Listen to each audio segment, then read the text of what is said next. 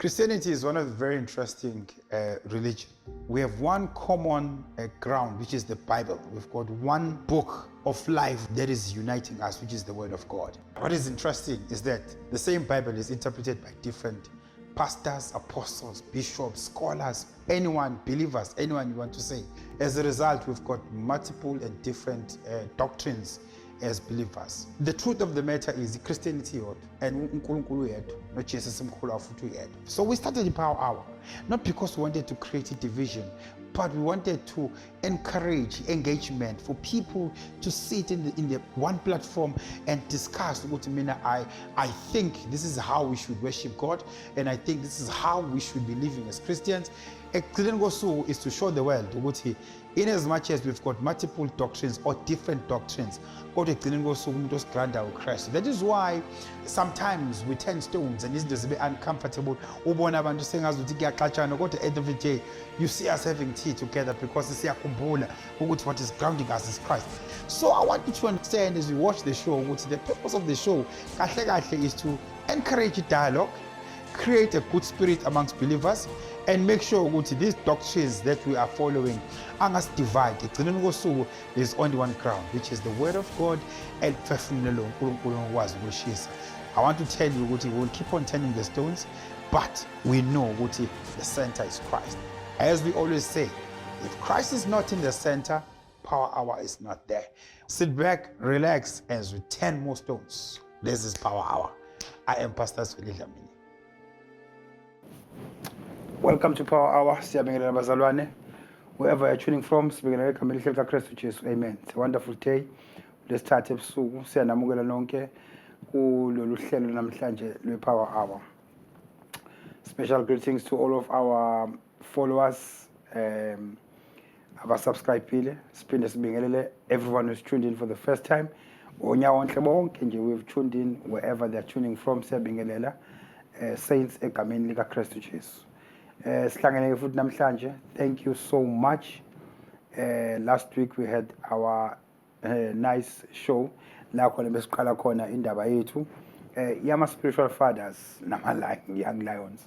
Sibonga kakhulu kumfundisi uShozi for a contribution ayizile, and siyabonga nakini bazalwane for those comments that you've sent. Namhlanje siqhubeka naloko uchungechunge lethu episode yethu yesibili la sibuka khona indaba ama spiritual fathers evangelini. Angedwa ke namhlanje nginabangani bami abafikile abangivakashele. But before I introduce, I want to remind you, umuntu who is viewing this for the first time, this show is for Christians, made by Christians for a consumption yabazalwane. If you're watching this, you must know that Christ is always the center and the standard of our discussion. Umkristu ngekho, don't even take it seriously. iBhayibheli yona constitution esisebenza ngayo. So ke mawujikela manje wazi ukuthi ukhuluma nabantwana bakaNkulunkulu. Views that are expressed here are views angahlangene ne-channel usiba 760 kanye ne-brand Power Hour kanye nami i-presenter lolu hlelo. These are individual views. Now if you are free to send your own views lapha ezansi kuma-comments. So ke sit back, urelaxe ngesikhathi ke siphendula amatshe kanye nabangani bami. Asibingelele machita. Hola. Oh, boss. Nigrandi? I know, secret. All is well. Number one. Namhlanje ngihlangela abangani bami. Ngiyathi abantu bayazi into clear nje lo nje standard yabona. Ngiphethe ngala umfundisi ucorrect. Ukubiza igama lakho. Pastor correct uSithole. Kodwa nje udumeke la pastor correct ngoba bazodideka abantu ukuthi mayizishap. No. Pastor correct lo uSithole mawufuna uba mdala kodwa mawufuna ukuhlala uyangi. Pastor correct. Boss, nazo. Hola. Number one. Siyabonga mfethu. Right kakhulu ba. Bingelela bala viewers. Sibingelela ama viewers of Power Hour. It's the first time here. Yeah. So I'm so excited. Kukhona namachita, khona nesile. Khona no spiritual father. Khona spiritual father. So siyabingelela kakhulu emakhaya. Bese kuzophatha udokotela lona. Umfundisi udokotela yabo unama-title awuthuko. Umfundisi uMalembe, udokotela uMalembe yabona. Umuntu ufuna yaphi i-title boss? Sure, boss. Ugrandi. Hola. Sibingelele. Siyabingelela kakhulu, siyabingelela aba-viewers nama-followers e-Power Hour. It's an honor to be here and also ngibingelela ama-guests. Yeah. Abefundisi labe ngibahloniphayo ngibathandayo kakhulu. Boss, yazi ngicwele ngapha. Uyalazi ukuthi abapra wami.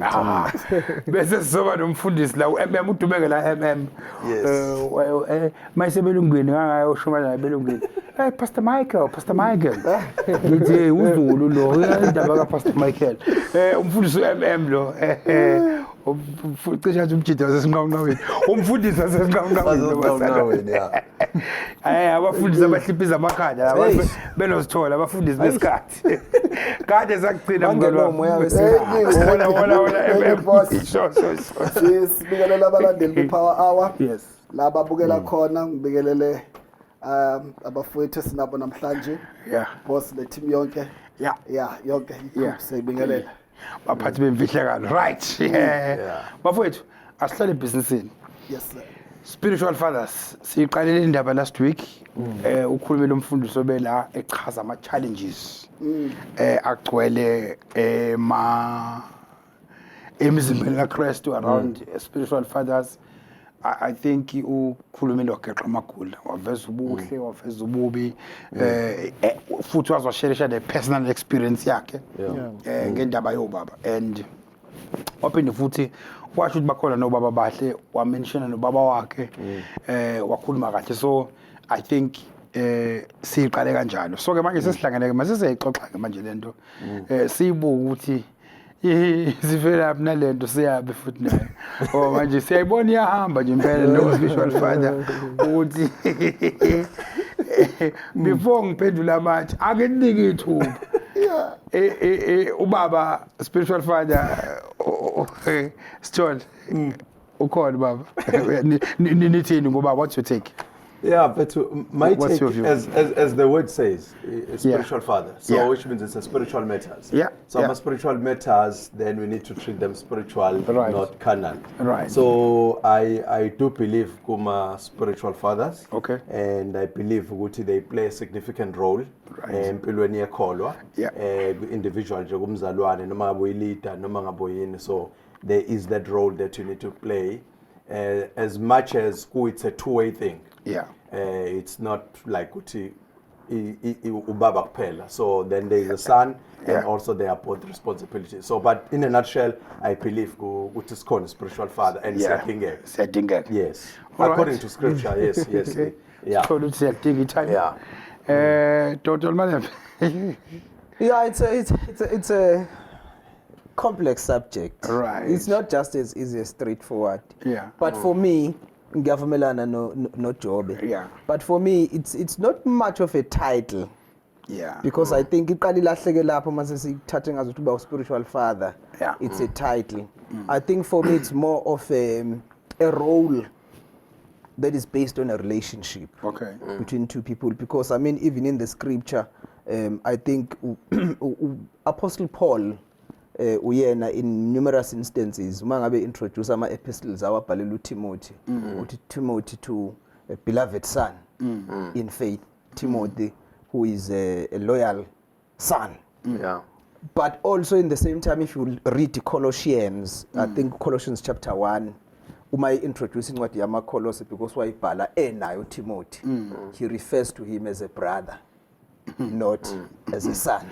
So it's I think context asuke bhala kuyo ngokwe relationship.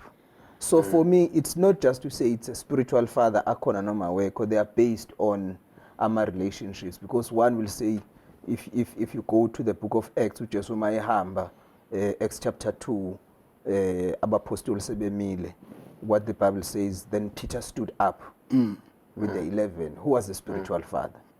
Uyabo. For me ilento yokuthi nje akekho umuntu okufanele ame yedwa, akekho umuntu okufanele ukuthi abe uye anga account, angabi nomuntu omthethisayo, angabi nomuntu omkhuzayo. The concept I think iqhamuka lapho, you know. But also sonke kahle at the same time futhi singabantwana bakaNkulunkulu. The biggest position leyo ukuthi sonke we are bigger than being a pastor is that I'm a son of God. Yeah. And igama nje leli lithi abazalwane. Igama elisho ukuthi sizalwa. You know, bengilithatha ngilibheka nje manje ngesisetshenziswa igama lithi brethren. Yeah. Igama lithi brethren mawulicubungula kahle igama elichaza ukuthi brothers and sisters. Ngiyazi ukuthi isiGreek asikhuluma isiGreek but esiGreekini basebenzisa igama lithi Adolphus. Elino a osho ukuthi connected to. Udolph usho ukuthi womb. Is the same word le English la qhama khona igama lithi dolphin. It's a fish with a womb. Because dolphin ayizalo fish ngamaqanda kodwa imamala. So leli gama nje lithi abazalwane. It's interconnected lisho ukuthi sizalwa ubaba oyedwa oNkulunkulu. But njengoba sikhona emzimbeni kaKristu kukhona abadala kukhona that we look up to that play particular roles. So lento yokuthi ke ubaba it's not much of an office, it's not much of a position for me, but it's a responsibility, a role edlalwa umuntu komuntu. Ngiyabonga ngesakunina. This is power. Wow. Mfundisi wami. Yeah. Asibonge. Ngicabanga ukuthi siyavumelana. Kodwa Yeah. ngifisa ukuthatha iangle Yeah. ethe ukuhluka kancane. Right. Ngenxa yokuthi we are very careful la kwi power hour ukuthi masikhuluma asikhulume izinto in line with the word. Yeah. Because kwakona nje mase spiritual father. Yes. Ama critics the power hours ukuthetha ayikho lento ezwini. Show me. Yeah.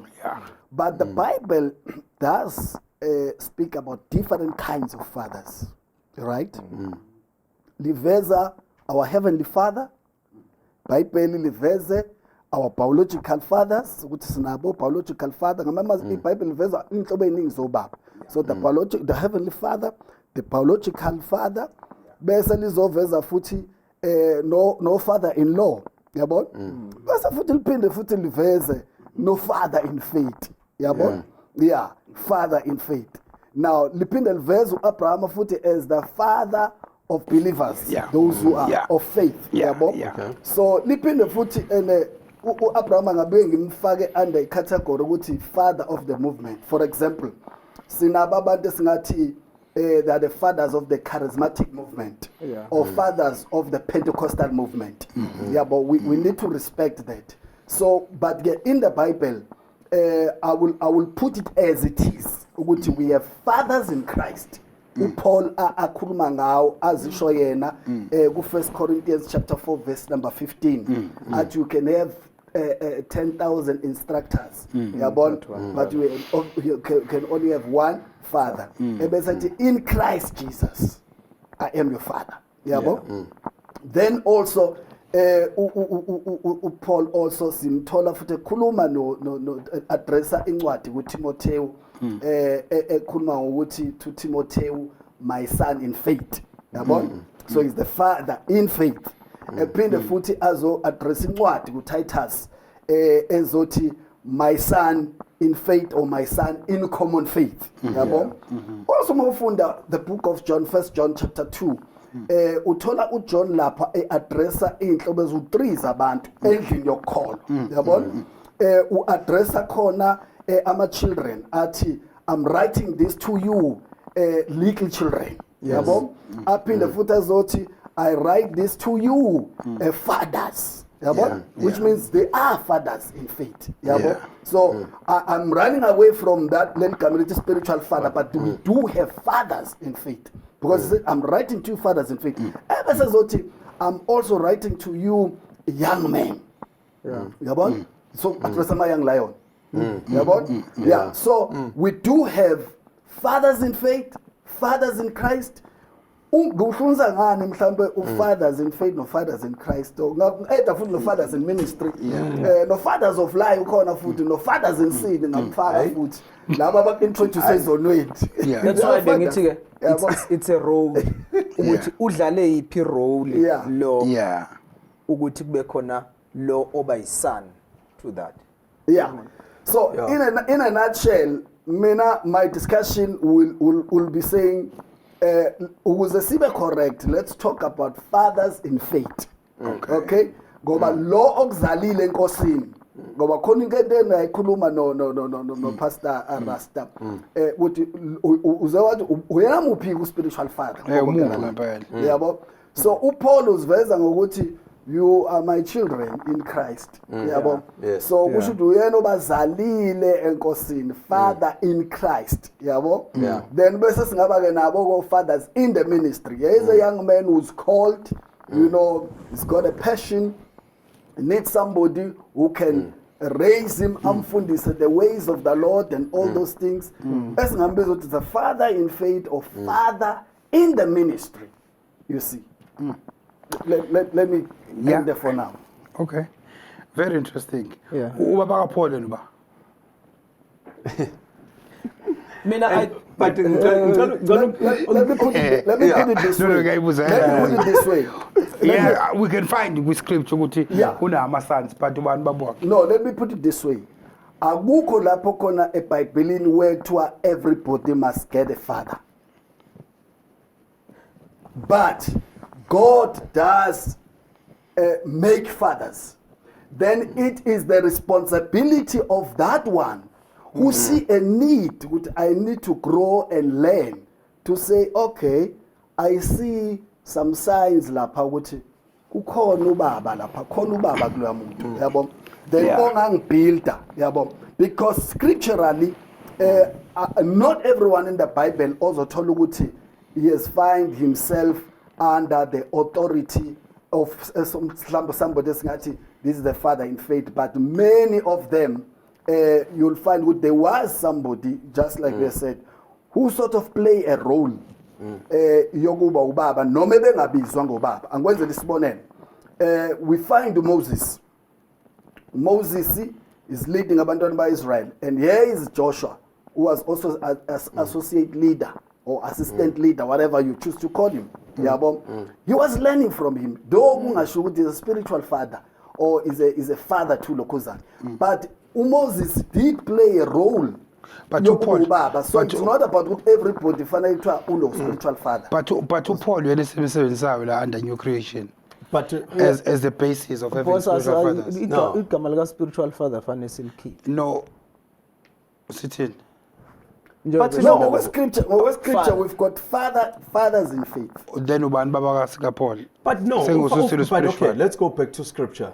Paul, you remember what is isikhathi eshawa unyasi Damascus. Yeah. Then little Bible was blind. Yeah. Wathiwa kahamba to a street called Straight. Yeah. There was a man called Barnabas. Yeah. Yeah. The guy that I am introducer even to the apostle. Yeah. The role that guy played to Paul. Yeah. He taught him the basics of faith and the basics the gospel and the fundamentals. But although Paul sikhumbula ukuthi vele he was a scholar, but this guy play a major role for transitioning yakhe yokuthi akwazi ukuthi azazi abe accepted. Although Paul kukhona la ithi khona ezinye izinto I've learned them directly from God. Vele a role of a father in faith, it's to equip you to hear from the Lord. If we look at we go back to Old Testament because that's where we find the pattern. If we look at to Eli, so umfana uzwa the voice but ulizwa in a sound of the father. But uyamtshela uEli ukuthi uma ngabe seliphinda ubothi ngilalela enkosi. So which means the role of a father is to teach you to be able to hear from the Lord, but not would always then you will hear from the Lord. So mina I strongly believe ukuthi the roles of the fathers then it's not a good idea. It's biblical, so we can take it from Ruth no Naomi. Ruth ephuma from the different country, met to Naomi. Naomi wahamba nayo uthi Ruth I will cling from you. So ngizohlala kwena uNkulunkulu wakho yoba uNkulunkulu wami. Then Naomi orchestrated ukuthi Ruth ashade with the king. So wayengeka amithe if the role of although that's why ukuthi ngifuna ukuthi siyise spiritual noma mhlawumbe kuthiwa ungeni kahle kodwa because angifuni ibe ne gender, because then we can have females that can play a role of a father, but a father it's the if we go ngolimlo kophozi, it's a pater, which means it's a source, it's a nourisher. So anyone can be a nourisher. So it can be a female, it can be a male. So we need to find the correct word. Say, okay, but spiritual, it has to be spiritual. If I may just also add in what you are saying, uma singapusha lo mbuzo wakho, we'll end up questioning zonke izinto, because nangu uNkulunkulu, he is the one who has made Abraham to be the father of many nations. Who is the father of Abraham? It's God who made him. Yeah, it's Abraham was straightforward. uNkulunkulu wena wamenza. yeah. The reason why ngibuza lo mbuzo ukuthi ministry according to the setup esenza manje emhlabeni. Yeah. uPeter wayesenior kunoPaul. If somebody must understand namhlanje. Yeah. But yasimuza uPaul refer to him as a spiritual father, or Yes. even somebody ukuthi angithi mentor or whatever name that you want to use. Naloko kuvela amavesi bexabana. That's why ke mina I was saying So initially. that is why ngibuza ukuthi if this pattern uNkulunkulu serious ngayo, kwayena uNkulunkulu akayilandelanga kuPeter. Yeah. uPaul. That's why I'm saying mina boss ukuthi we must agree ukuthi it's a term that has been coined. It's not it's a term from a Bible ukuthi spiritual father. But libe popular saba ne understanding ukuthi what do we mean, but uma se eBhayibhelini ayikho into ethi spiritual father. But We do have fathers. We have in faith. fathers. Yes. When you go back, that's why I mean bengithi, if you go back to Acts chapter 2, uma liqala ibandla, who was the father? There was no father, but there were apostles, and those apostles, they stood together because they had to be accountability. You go to Galatians, actually uyena uPetro, sorry, uPaul, oziveza ewubaba. You know, as you were saying in the book of Titus and Timothy. But if you go to Galatians chapter 2, what you were saying, uthi yena uma ngabe phenduka, he did not go to Jerusalem. Wahamba waye Assyria, wahlala angazi wamjita ehleli naye lapha. For some time, after some time wayese anyuka aye eJerusalem. After 12 years. Nakhona futhi athi uma ngifike eJerusalem angiyanga kubapostoli bonke, I only went to Peter. Ngase futhi ngiyahamba, ngase ngiyabuya. Sengibuya ke futhi uma sengibuya sengiya kwi council of the apostles, because kwakunale debate yokuthi ekunalomjito oshumayelayo lapho oshumayela kubantu aba uncircumcised. Ama-Gentiles, yeah. You see, mina I think ukuthi leyo role ayidlaleka laphi, le role yokuthi akekho umuntu who must stand alone, but wonke umuntu must be accountable, must be connected. So because uma efika lapha according to Galatians chapter 2, then uthi yaxoxwa le ndaba wabatshela ukuthi no, by the grace given to me, mina I'm preaching to the Gentiles. Obviously ama Jews or Petro and the rest, they were like, hey, but evangelist lazi ku evangeli lama Jude. It discussion igcina isithi, then they babona ukuthi umusa ophiwe mina ukushumayela kuma Gentiles uyafana nomusa ophiwe uPetro ukushumayela kwabaJuda. So bangelulela isandla ukuthi imjidi qhubeka ushumayele ngendlela oshumayela ngayo. Ngamanye amazwi, although he was in a way independent, eshunyaza uJesu Christ to himself ehambela eyeDamaseko, but he needed to be connected, abe accountable, akwazi ukuthi there are people who can speak to him, there are people who can correct him. Now we need to then get to a point ukuthi uma sithi father, you were saying father is the source. Is the source of what? Because where we talking ukuthi uNkulunkulu is our father, but different people play different roles. They guide us and they direct us in different ways. Mhlawumbe vele totally sibe ngqo kulombuzo. Yeah. Ukuthi since he is the source and is the father, it's in line vele ne practice eyenzakalayo manje. Ama spiritual fathers are speaking over their sons. Ibona abakhuluma phezulu kwempilo zama sons abo. Ufuna indoda ezokhuluma phezulu kwempilo yami. It's common, kuyenzeka. Igenzeka. Yeah, no, Kuze kusebenze namagama ukuthi bakunikeze spiritual covering. no, okay. Now, if you take that, it's not wrong because vele ubaba. and indlela elimchaza ngayo ukuthi ubaba umsebenzi wakhe loyo vele mangabe ukuthi umsebenzi kababa is provider nokunourish nayo yonke into vele mangineze covering ku right. Mina boss kwalona igama le spiritual covering it's not igama elikhona eBhayibhelini but igama that we can use the context yokuthi uma ngabe kuthiwa under i-covering kabani, it simply means to say I'm under a particular authority. Uma ngabe ngibheda ukhona umuntu who is able to speak to me or who has got access to my life. Abantu okungathi uma bexakwa yimi bathi ake sikhulume nobani, we know ne authority kuyena, you know. But God, guys, mina my point ila ukuthi that's how God has been building. So because that's how God has been building. So if you look at David no Jesse. Yeah. So Jesse built to David with growth yakhe. And because the role of the father also it's to unlock the potential or the purpose that uNkulunkulu asuke kubizele yona. That's the role. That's why they nourish. It's a pater. Then they groom you. So Jesse siyambona uset up David uthi tata the wine and hamsela bafua. Sure. But umlinka to his purpose. Yabo. So the role of the father is to make sure that always that I link you with the purpose uNkulunkulu akubizele yona. Why ngeke aye lapha but ubaba wakhe knew ukuthi uDavid mncane but umthumele empini. Because but the father knew ukuthi okay now it's the right time because the father will be given that grace by God because uNkulunkulu uyamnikeza ubaba umusa ukwazi ukuthi anourish wena. So sikhathi uqala ushumayela babuDlamini esontweni mhlawumbe babe ngayitshela ukuthi abanye uyaphipidla but your father knew ukuthi what he was doing because he can be able to see what God has deposited in your life. So irole yobaba ngokuthi we've misused the term we can nullify ukuthi there is a significant role of a father in our lives and we need because that's how God has been built. If you read the Psalms lithi blessed is the man umgodla wayo ogcwele abantwana bese lithi ama sons they are like an arrow.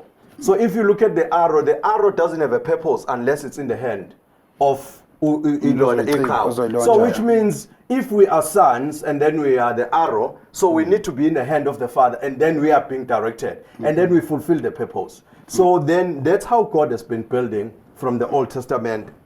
If you read the Malachi, uthi I would send Elijah, the spirit of Elijah, to turn the hearts of the fathers to the sons and the sons to the fathers, unless I will strike the land with a curse. So God has always been building with the two generation because he knows that he needs to build to the next generation. So then, but the covering, I think it's the term that maybe we can change. But no ngisho lishintsheni bengibuza nje ukuthi i-covering makhe what's your take? I-covering ngayithola kubaba nami biblically I wouldn't say we are correct when we say it's a spiritual covering. You know, because ngibuka ukuthi you are a man under authority, right?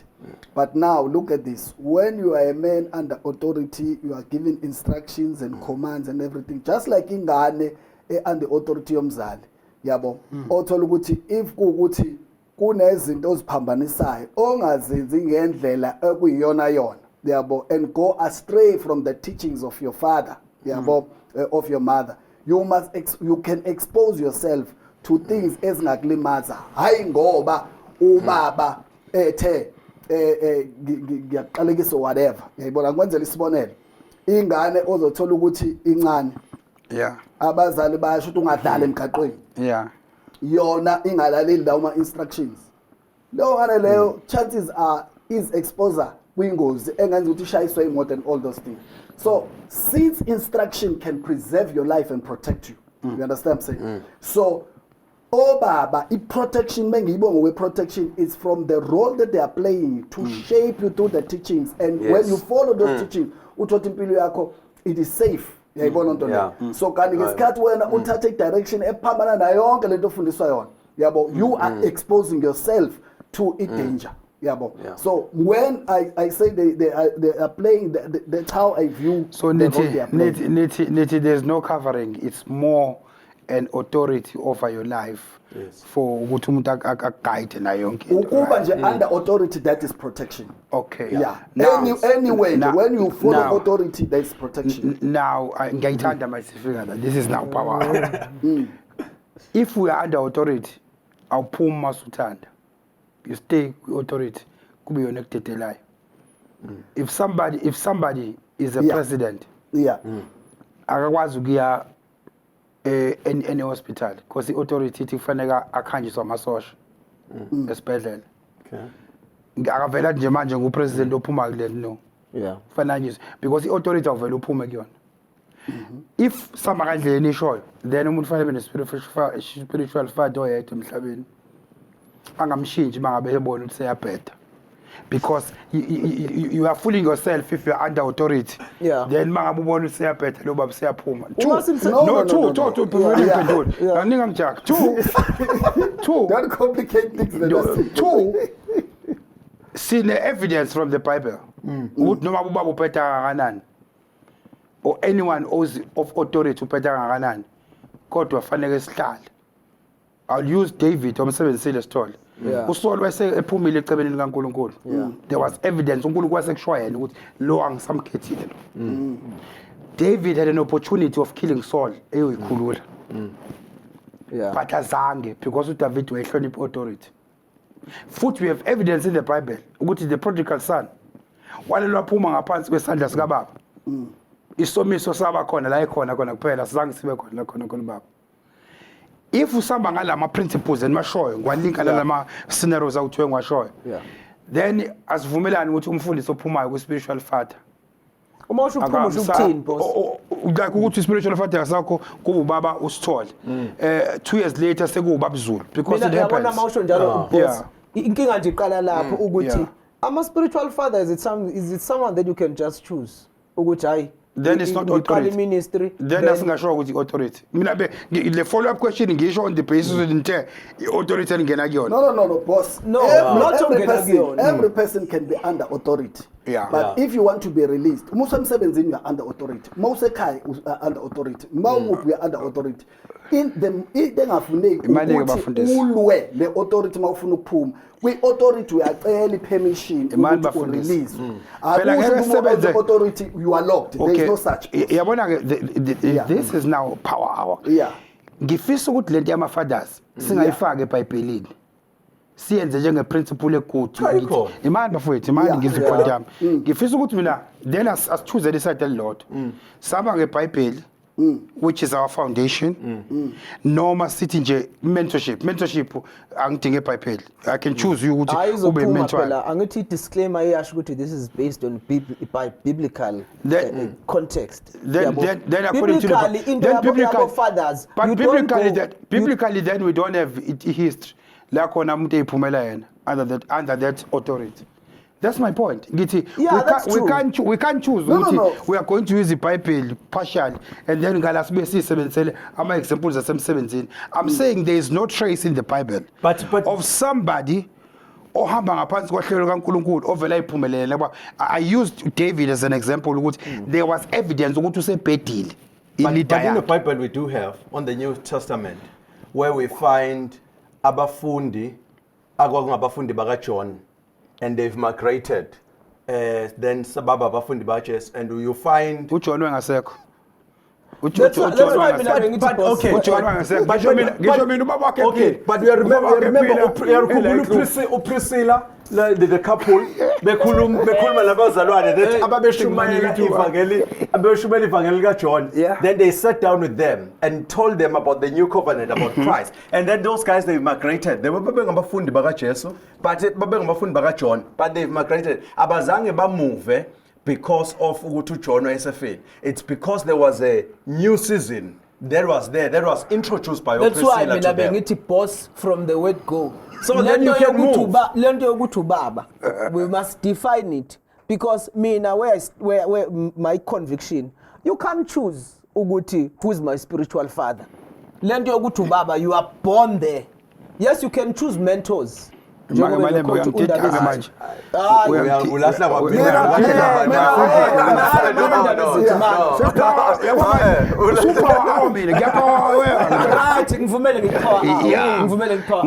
You read 1 Corinthians chapter 3 ibandla lapha liya complain they go to Paul abanye bathi thina singaba ka Paul abanye bathi thina singaba ka Apollo yes right what does Paul say uma ngabe addressa leyo nto leyo uthi mina I planted the seed.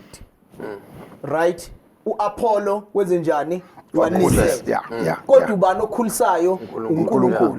Right? Njengoba beyikhotha undaba ezithi ukuthi uma ese-addressa uTimothy uthi kuyena ungaba naba mentors amaningi but I'm your father.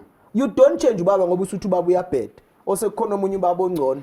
Your spiritual father. I think then assumption engenzile. I assume ukuthi imano I assume ukuthi benivumela usibeka kanjalo no bekuthi ngiyavumela kodwa ngiyabuzwa ngiyabona ngiyavumela anikazi into ngoba ngiyabona anivumelani Mina ngisho njalo biological phela message ukuthi ayisashintshe mina ngisho njalo ukuthi you can have a mentor. wasenkosini akashintshi Ubaba wasenkosini akashintshi. You can have mentors. uyakwazi ukumkhetha ubaba wasenkosini ngale setup yenishoyo Awumkhetha ubaba wasenkosini ungawakhetha ama mentors. wena ukhetha uyena ubaba okhetha wena. Fathers make sons. It's not sons that make fathers. Okay. It's fathers that make sons. uthi ubaba wasenkosini awumkhethanga But no. uPaul uthini mayikhuluma noTimothy ngoba uthi wena ivangelo walamkela gogo wakho Eunice. They've met when they were old. Yeah. And when uPaul they met, no Timothy, then and begin to father him, and then he calls him a son. That is why So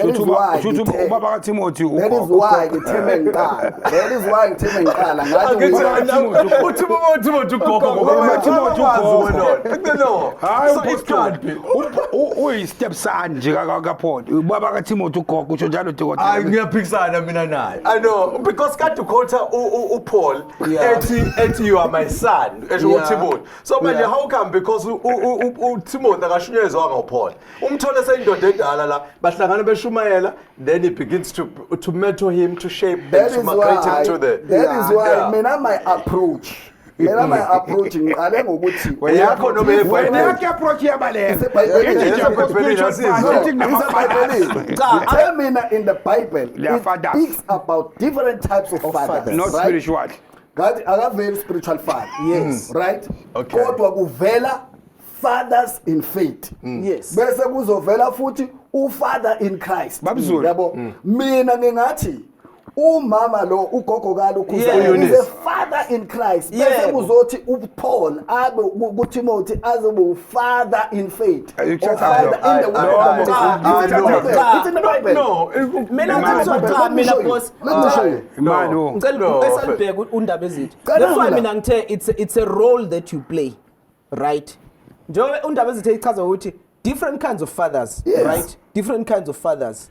Ukuthi uPaul ubaba kaTimothy khona eBhayibhelini. Yes, kukhona eBhayibhelini. But into engekho eBhayibhelini ukuthi ugogo ubani igama lakho Eunice. Uthi mayekhuluma uPaul uthi ngithanda ukukholwa okukuwe. Owakuthatha. But akasho ukuthi ubaba wakhe. Washo nyazo yena uthi the kind of faith that is in you but uthi is the faith okwakugogo wakho kwadlulela kuma wakho uEunice manje sekukuwe. It's talking about faith. No, but we are playing with words. It's like uPaul Mayete, I've betrothed you to Christ. Ukuthi nginendisele kuKristu. It means ukuthi imini nganishumayeza nganibonisa uKristu and then in accord. Yes. It's the same thing. Why shumayeza umthole vele sevele khona. Then again we need to define ukuthi njengoba ngisho ekuqaleni leli gama lithi spiritual fathers and ngiyayithanda approach yakho ndaba ezithi nami engivula nayo it's a responsibility that you play in the particular point in time. We can't write off abantu abasizala enkosini. Those our fathers in Christ basizala enkosini. Laba sihlangana nabo sesine calling. Laba sihlangana nabo sesine calling. They are the fathers in the ministry. So that's why fathers in faith. Abantu who have been able to identify what is one. Yes, Makem, guys, there's a way to find. Yeah. But here's the problem I'm with you. Yeah. It's the introduction of the terminology. Because now like a spiritual father but it's in the way. No, spiritual father. Spiritual father Ageko, spiritual father ageko. Bible ageko, but these are fathers in faith and are fathers in Christ. Omunye wajana. Ngiworried ngalawo definitions. Ngiyayizwa indlela oyichaza ngayo and I perfectly understand. Yeah. But I'm worried ukuthi we singa introducing terminology. because yabo umsindo uzosuka manje ukuthi father in Christ abazali bazobuza nami ngibona ukuthi inkinga yabo manje. masithi father in Christ Yeah. bazothi banike iverse lokuthi lo father in Christ. ngicela ukukunikeza naku manje. Yeah. 1 Corinthians chapter 4 verse number 15. Yeah. For though you might have 10,000 Yes, instructors that was in what I was Christ, looking for. yet you do not have many fathers. For in Christ I became a father. In Christ Okay. I became a father. Okay? So this through is what? Through the gospel. When Mark- I preach the gospel, you understand? saying? Izokulahla lapho Hayi, mntwana. ivesi nje ezomlahla. No, Actually, interpretation verse. Yeah. Uthi you can have many instructors in Christ. And but basically, mina, I'm the father in Christ. You see, Gucci, everything that it's. That's why it's mina within- bengithi ke ubaba in ubaba Christ. the terminology Terminology dangerous. Ufada in Izoflash. faithujustify ngani niliphi verse uZulu say justify ufada in Christ Ilo justify mina ufada in ngifika Christ. Are in Christ. So mina ngingakithi Yes, they are mentoring in Christ because that's First Corinthians chapter 3. They're speaking the gospel. Yeah. The teachers of the quote. word. You see, Oh, how can they mentor you something on the Yeah, word? Context leyo ukuthi Yabo father in Christ the father in faith yeah. uzo lock But it's in the way. The Ngoba. good thing is, but it's in the awudefine way. ukuthi father in faith.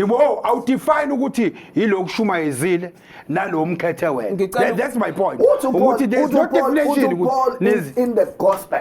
Yeah.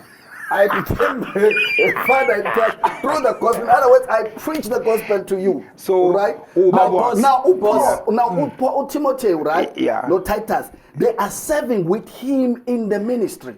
Uthi So that's why he's imake a father in the ministry, father in faith. usho Timothy nobani usho Timothy Titus, Paul ukhuluma- Titus, ukhuluma naku Timothy. but Timothy akayena ufather in Christ wakhe according to definition yakhe but With the father in faith.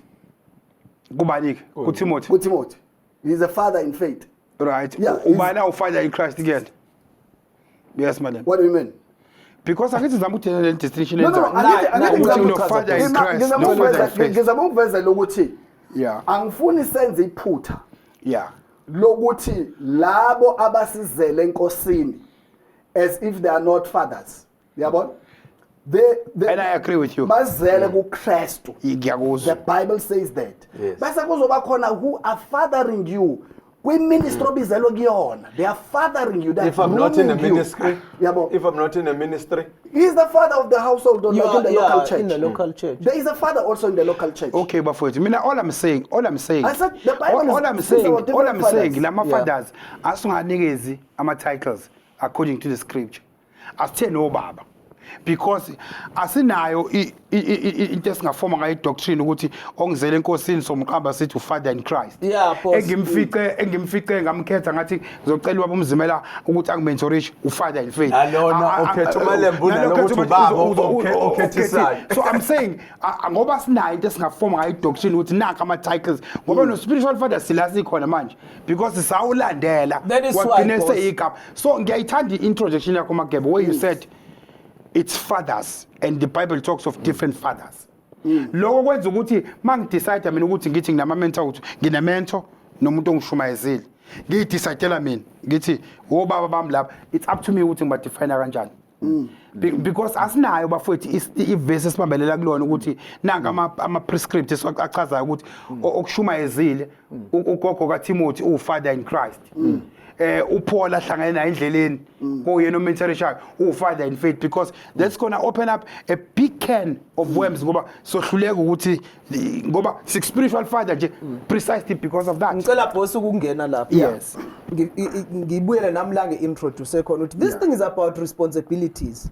And iyaphuma esandleni nasenhlosweni yayo yeBhayibheli uma ngabe sesizwa uzama ukuyichaza by paying attention to the title.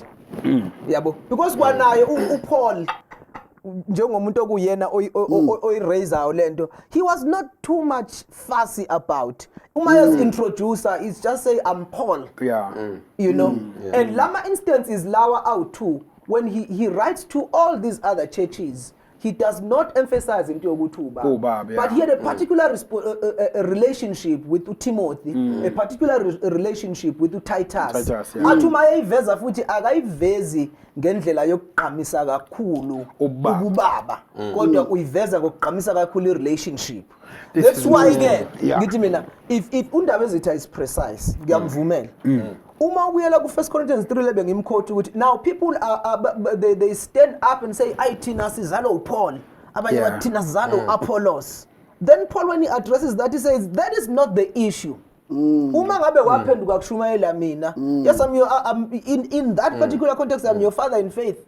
But if Apollos also is playing a role yokuthi usukhula ngaphansi kwakhe uyakumentorisha or whatever, that is a role he's playing, but that it's not much about the name. It's God who gives the increase. Uyinu Paul, uyinu Apollo. It's God who gives the increase. So once we sit down to try to say, okay, uma ngabe ke ubaba odlala le role, what kind of a father? You know, I think ilento le egcina esidala ukuthi nowadays the term spiritual father it has been misused, and so in particular context it carries a negative connotation. So because emphasis igcinise ekuthenini spiritual father uyabo and ibe ne image people are saying it with understanding ukuthi baqonde ukuthi ubaba wami ekholweni. No, this is interesting, you know, this is very interesting. So ke le nithi ke no bathathu nithi lento spiritual covering is process. No, not in that way. Not in that way. It is the terminology such as it's a terminology such as this one. So into covering got in No, covering ayikho. No, I can't. No, mengithi mina no. Angisho ukuthi ayikho. A terminology such as this one with a spiritual covering. Indaba ezithi khona spiritual covering noma ayikho. When you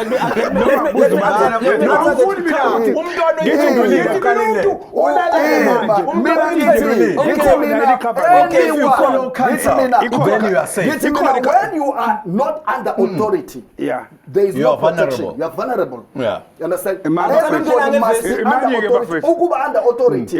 It protects you. So technical when you speak of spiritual if you are not under authority, if you are not under authority, you are vulnerable to many things. To deception, to safe.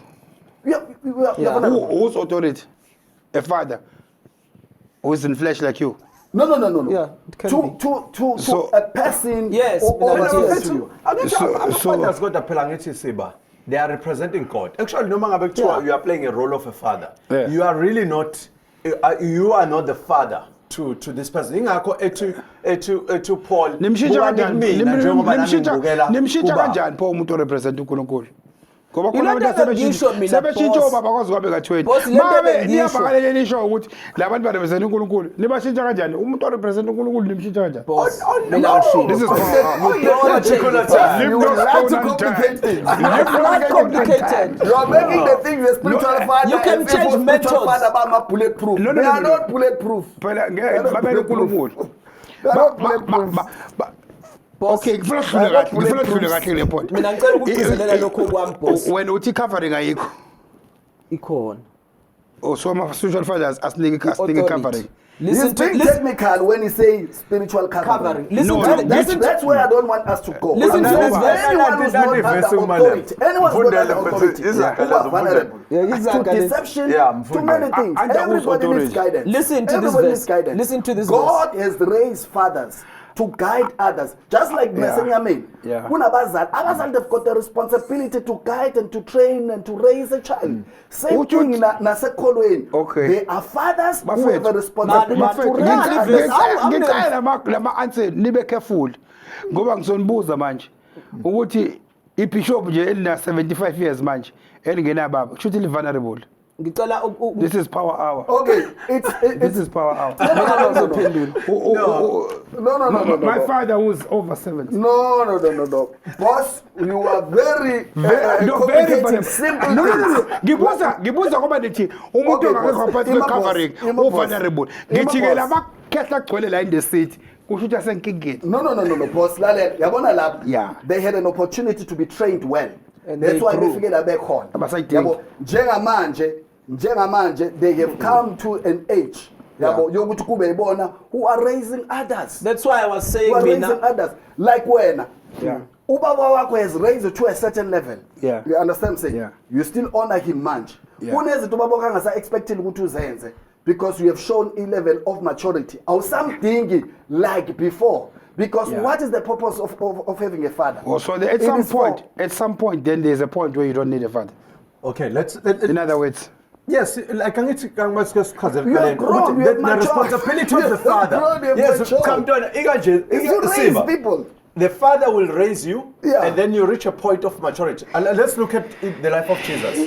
Siamuzu Joseph. Once over na 30, we never heard about Joseph. that is the number. Because That is a big number. Because was matured and Ruti can continue with the purposes. Sikhote u Eli no mfana Samuel. So uThese was wizela uNkulunkulu. We never heard about Eli ever in between. So there is a point ngeke uhlale uyisan because Yes. remember with your father it's a mature son. So then you grow to a level ukuthi now you are mature. Then you take responsibilities. But ngeke ukuthi ubaba impela na 70 singa expect ukuthi Mina, I would naye add- although singabi judge growth based on age. And the laws of God, the laws of God that is applying, makes him to be under authority of the word of God. You see? Yeah, that's Of what I the was word going of to God. add. But laba abancane, they must be taught by the fathers the ways of God. No, You but understand? semdala Now ubaba. fathers, now those who are sick, they are under the authority of the word of God. They are still protected by being under the authority of the word of God. Can the father bless you? The father. Yeah, spiritual father or faith father or Jesus Christ. Yeah, the father. Bible says the greater shall bless the less.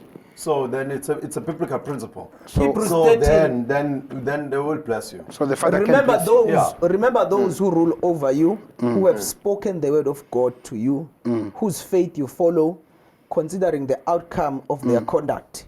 U17 wakhona, obey those who rule over you and be submissive, for they watch over your souls, as those who must give the account. Yeah.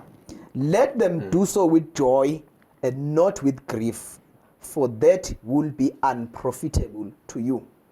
Uma ngabe abangaphezu kwakho ungabalaleli. Should bese- bangaqalekisa. Because uqeda kufunda manje. Not mina I for me know, not I think it's ukuqalekisa, No, I but if think you it's violate the Kalekisa. principle, Bangakubusisa. mina not Yes, they can necessarily bless that. you. Let me put it this way. Let me put it this way. God blesses people.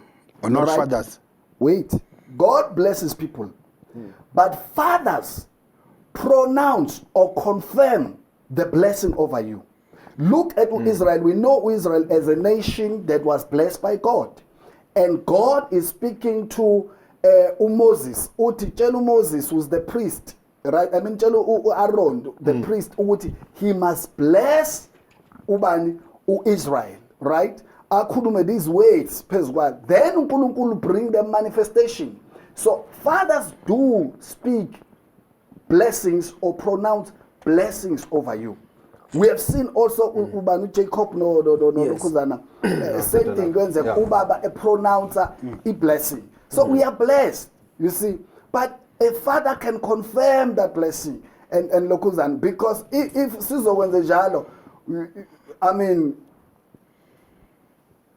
Yeah. So fathers can bless. Ngiyavunyelwana.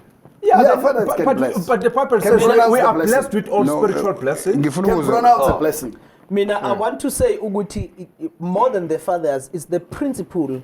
If I honor the principle of respecting the person that I submit to as a father. Let me speak on the negative. Jobuza uthi ubaba ngaqalekisa yini. For me, it's not necessarily ubaba osuqalekisa, but it's me violating a principle of respect. That will Bese open the ingenza- door that for the opens the case. door for the case. As much Kodwa as noma sikamsisi ngiyakwazi ukuqalekisa. That's your position. mina, I believe ukuthi if I'm on the right, I cannot be cursed. If I'm on the right, But if you are on the wrong, you can be cast. I think ukuthi being on the wrong, it opens that door. When you violate yabo angithi the scripture lesiqedwe Now to judge. Let's scripture You can't be cursed. You can't curse what is blessed. You are in a new covenant. angithi yabona ukuthi thini Sithole, you can't curse what is blessed. Yes. Yabo uNkulunkulu mangabe ebeka iprinciple yama blessings, if you read Deuteronomy 28, it's based on how you respond to that. Ngamanye amazwi uNkulunkulu uthi ngisibekile isibusiso phambi kwakho, but you must respond in a particular way.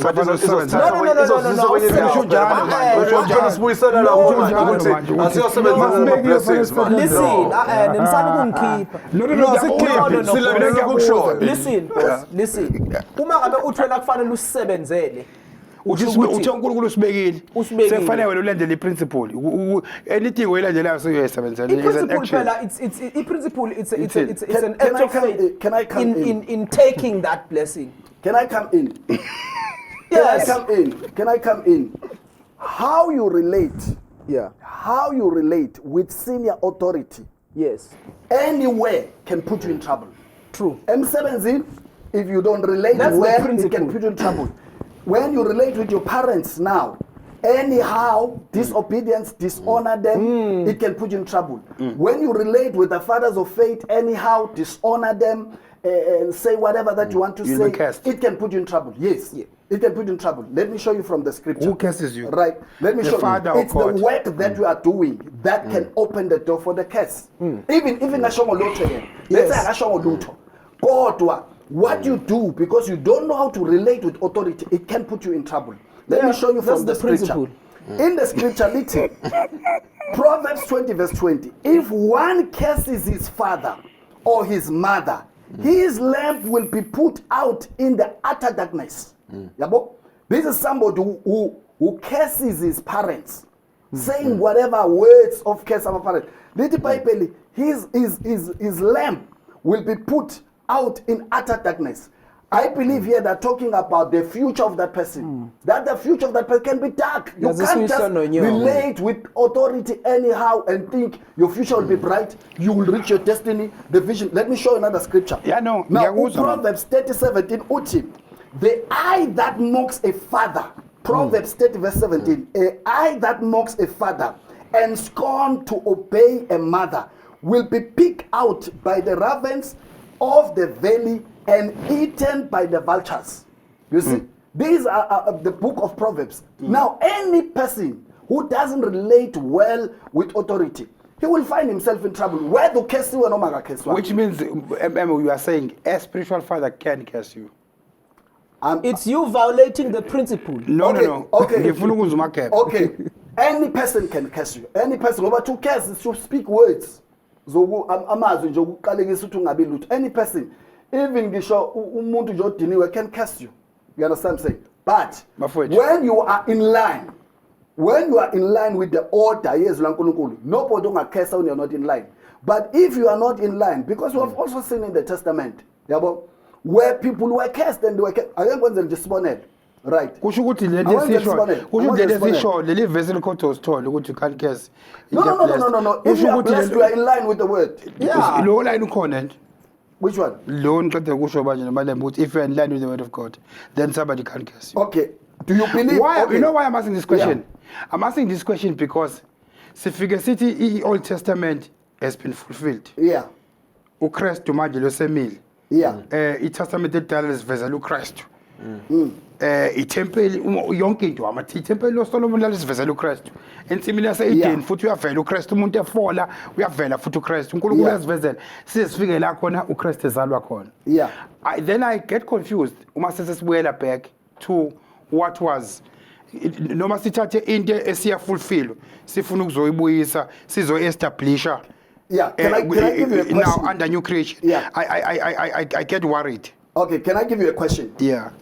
Do you believe that you can relate with your father anyhow and still things zakho zibe right? Do you believe in that?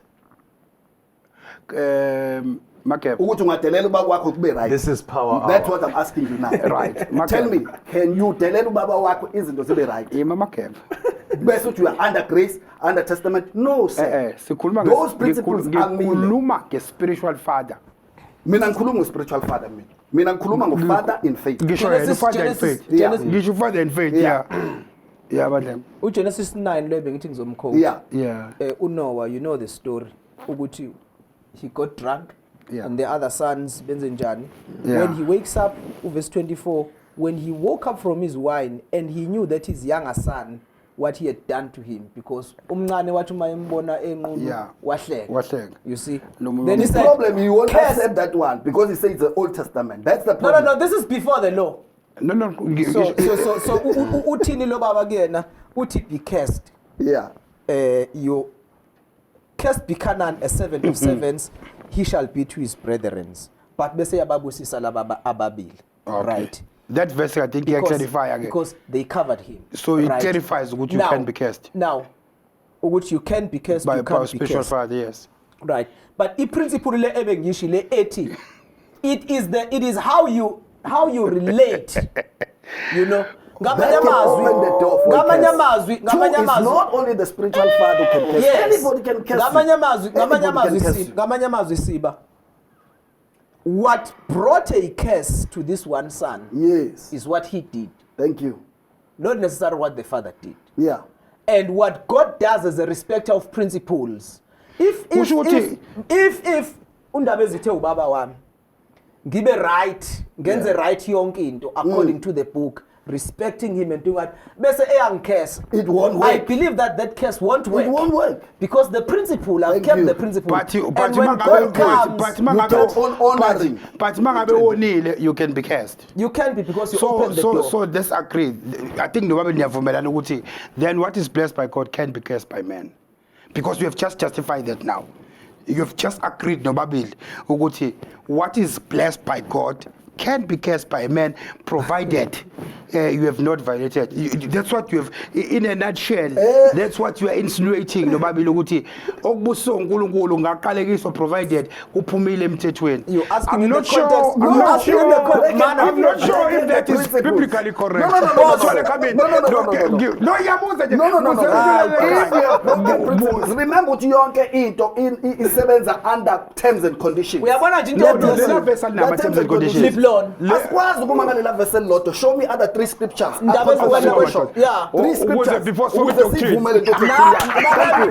List 3 scriptures that confirms that. I mean, I can give you 5 scriptures. According to can be cursed. Imani bafuthi. Now, 5 scriptures. Mina all I'm saying, if we take the verse that she was told, I'll quote it. What ukuthi- God has Are you cursed. doctrine because I got No, ngithatha verse walk through. as from doctrine, not from doctrine. Ukuthi Thatha what- I mean, I verse- will give you more than 5. No, I'm from doctrine. Ngizibuzela nje mina from ukufunda ivesi angifoma What God has doctrine. cursed, no man can bless. Sengisho Let me ukuthi ke answer mina, that. sengithi Let mina me answer that. mangizwa nina kusho ukuthi lokho uNkulunkulu akubusile kusangaqala ekuseka provided lokho uNkulunkulu akubusile You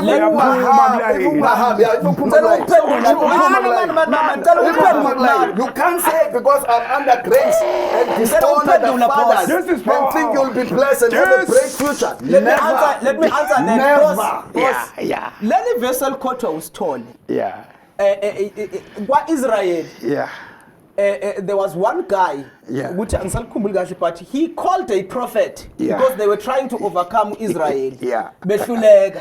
Yeah. Base balanda lo guy who was a prophet, but he was And Israel was in line with was God. in line with God. Bambiza bathi woza uzokhuluma isiqalekiso ngoba sawathe siyabangena abangeneki. Yeah. What this guy is saying ukuthi yazi noma ngasikhuluma isiqalekiso what God has blessed no man can curse. Because Israel was in line with. Yabona lento yathi sibusiso boss. Bafethu, no Malembe. No. Cha ngilikhotha kwi context phela leli lika Job ukuthi lisukana. No, but I'm saying God bless them. That it doesn't matter what conditions it was under. But the statement the Bible said what God blessed you can't curse.